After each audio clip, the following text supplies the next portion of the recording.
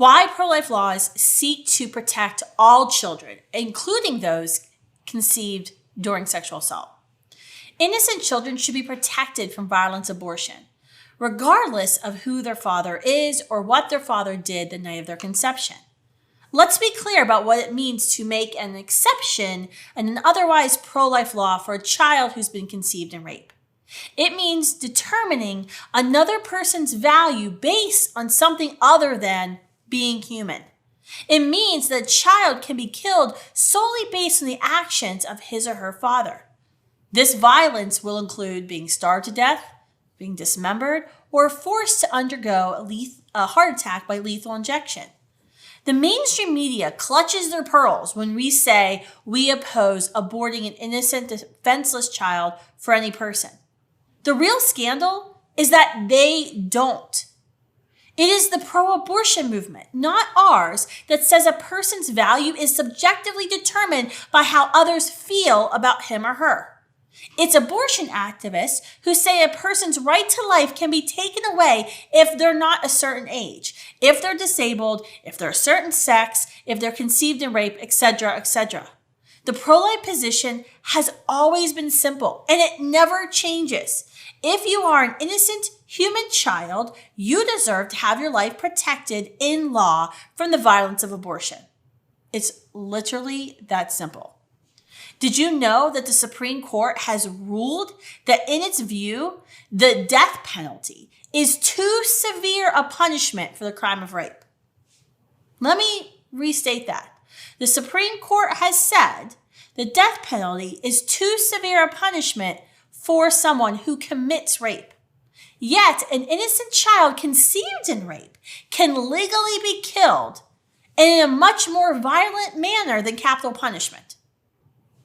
People who want to make an exception for children conceived in rape to be killed should talk to those like my friend Ryan Bomberger from Radiance Foundation. Ryan was conceived in rape, and today he speaks up for people like himself. He was adopted into a loving home and is living his, I think you would call it, his best life today as an activist and a father and a husband. No one had the right to decide Ryan didn't deserve the right to live based on what his father heinously did to his mother. It's regressive to view children as conceived in rape as disposable. Did you know children were once discriminated against as bastards and illegitimate if their parents weren't married when they were conceived? The irony is, it's those who claim to be progressive dragging society backwards. Pro-lifers are the real anti-discrimination force speaking up for these victims. Our team at Students for Life has led the effort to expand protections to all preborn children without exception by explaining to pro-life lawmakers why they need not make a discriminatory carve-out in their proposed bills. Our work has been noticed by the mainstream media, prompting, the LA Times even to report, quote, support from groups like Students for Life help give political life to the more strident abortion bans once viewed as politically impossible.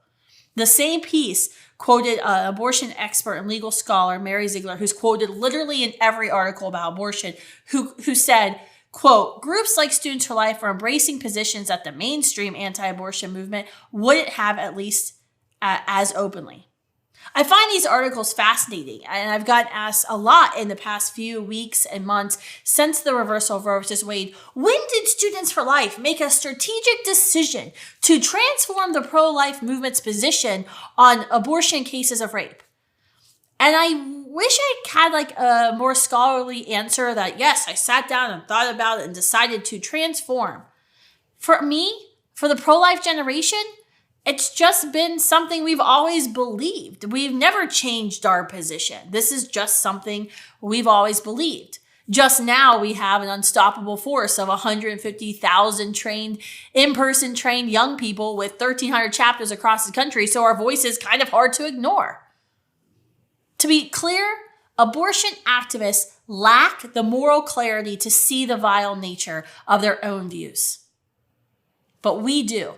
And we're going to continue to work to stop the abortion industry from profiting off of the trauma of women, the death of their children, and to force pro-life politicians, those who campaign and fill out their pledge cards to be pro-life, to actually be pro-life when it comes to taking the hard views.